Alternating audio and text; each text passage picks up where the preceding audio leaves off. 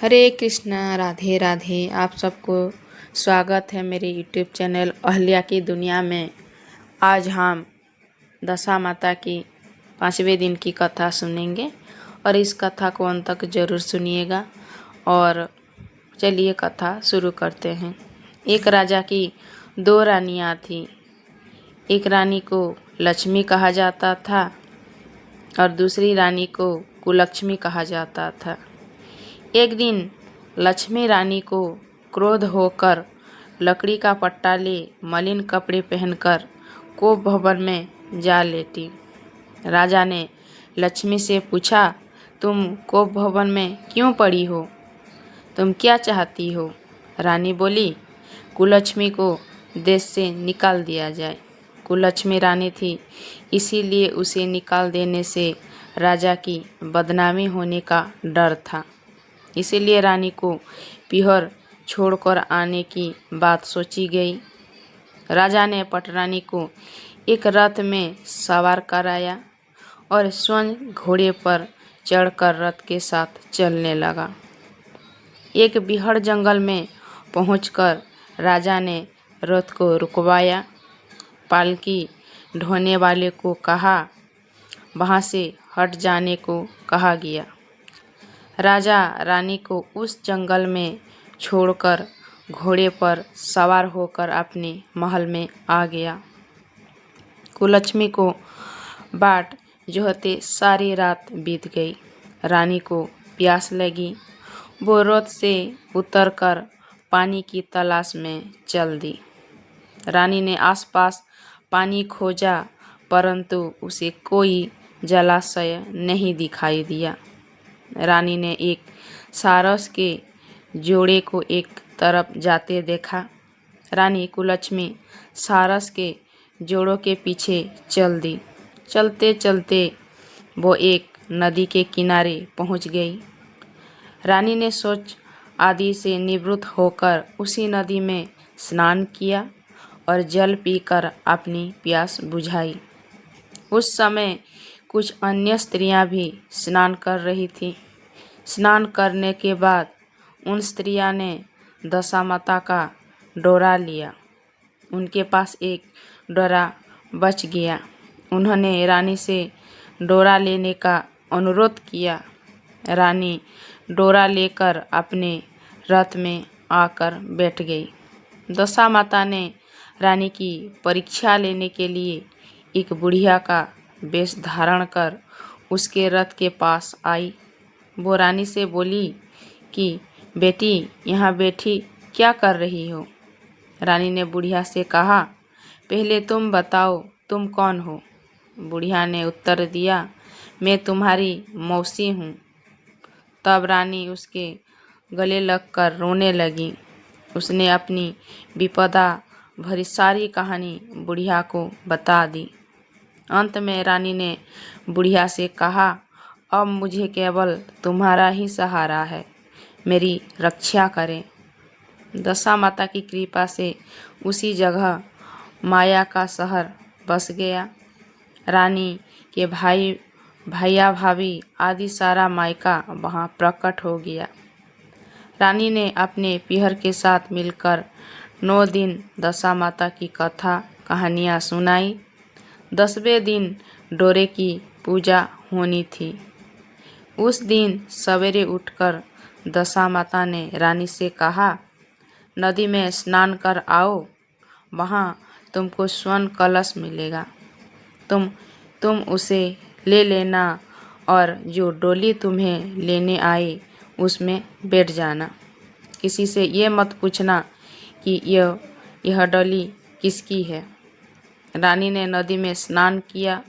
वो स्नान करके बाहर निकल आई तो उसे 2 स्वर्ण की कलश नदी के किनारे रखे मिले। उन्हीं के पास रेशमी वस्त्र रखे थे। उन वस्त्रों को रानी ने पहन लिया। वो चलने को तैयार हुई थी। उसे डोली आती दिखाई दी। वो डोली में बैठ गई और अपने घर पहुंच गई। घर पहुंचकर उसने माया के परिवार को सब महिलाएं सहित दशा माता की डोरे की पूजा की।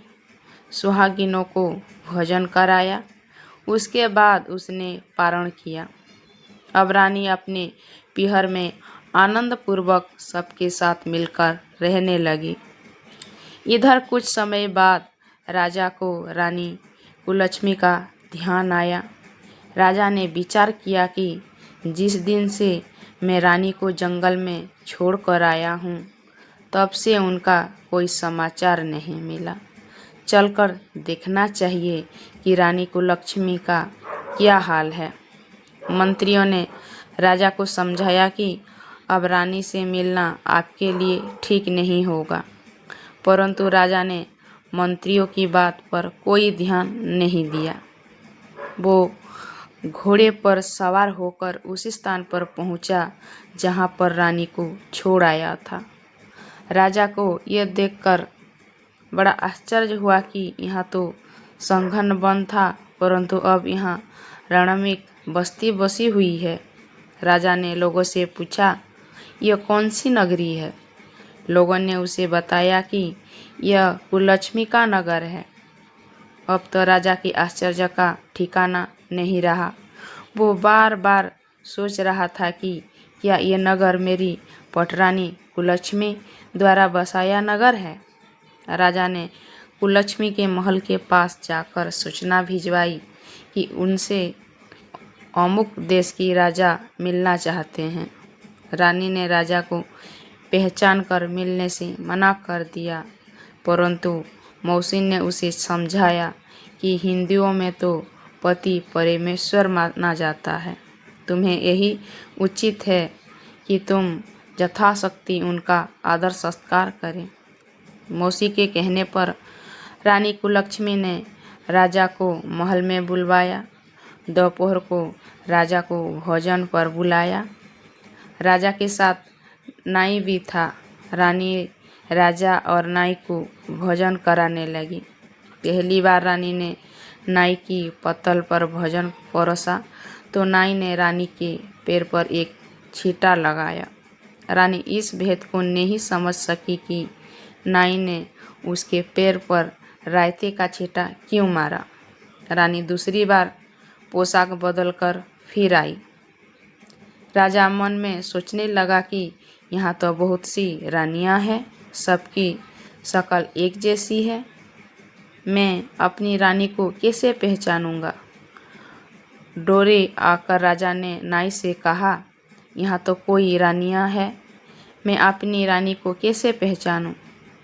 नाई बड़ा चतुर था। वो बोला, रानी तो एक ही है, परंतु वो पोशाक बदल बदल कर हमारे सामने आ रही है।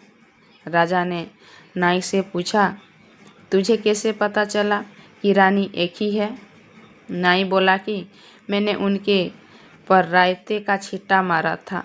वो 3 बार कपड़े बदलकर हमारे सामने आई, परंतु वो छींटा उनके पैर पर तीनों बार लगा था। अगले दिन रानी ने राजा को अपने महल में बुलवाया। राजा को अपनी मेज पर बैठाकर खाने के लिए पेन का बीड़ा दिया। पान खाकर राजा पलंग पर लेट गया और रानी उसके पैर दबाने लगी। अपनी राजधानी में चलने को कहा। रानी ने कहा, आप मुझे किस मुँह से चलने को कह रहे हो? आप तो मुझे जंगल में अकेला छोड़कर चले गए थे। आप तो दूसरी रानी के कहने में आकर मेरा परित्याग कर चुके थे। ये तो मेरी मौसी का किया हुआ है, उसी के कारण ये सब वैभव मुझे प्राप्त हुआ है, वरना आप तो मेरा सर्वनाश कर चुके थे। राजा ने रानी को बहुत समझाया। तब रानी बोली कि मैं केवल एक शर्त पर आपके साथ चल सकती हूँ। आप मेरी मौसी से वरदान मांगेंगे कि यह नगरी आपकी राजधानी के पास पहुँचा दे, जिससे जब मेरा मन चाहे आपके पास रहूं और जब भी जी चाहे तो मौसी के दिए महल में चली आऊं। मेरी मौसी बड़ी दयालु है, संभव है कि वो हमारी बात मान जाए। राजा ने दशामाता मौसी से प्रार्थना की। मौसी ने राजा की बात मानकर दोनों शहरों को आसपास स्थापित कर दिया, मानो एक दूसरे की ही भाग हो। राजा ने दशा माता की कृपा का फल जानकर शहर में ढिंढोरा पिटवाया कि उसकी प्रजा दशा माता की पूजा किया करे। भगवती दशा माता ने जिस प्रकार कुलक्ष्मी पर दया करी, वैसे ही दया सब पर करे। आपको इस कथा कैसा लगा कमेंट में ज़रूर बताइए, और पहली बार चैनल पर आए हैं तो चैनल को सब्सक्राइब कर दीजिए। राधे राधे।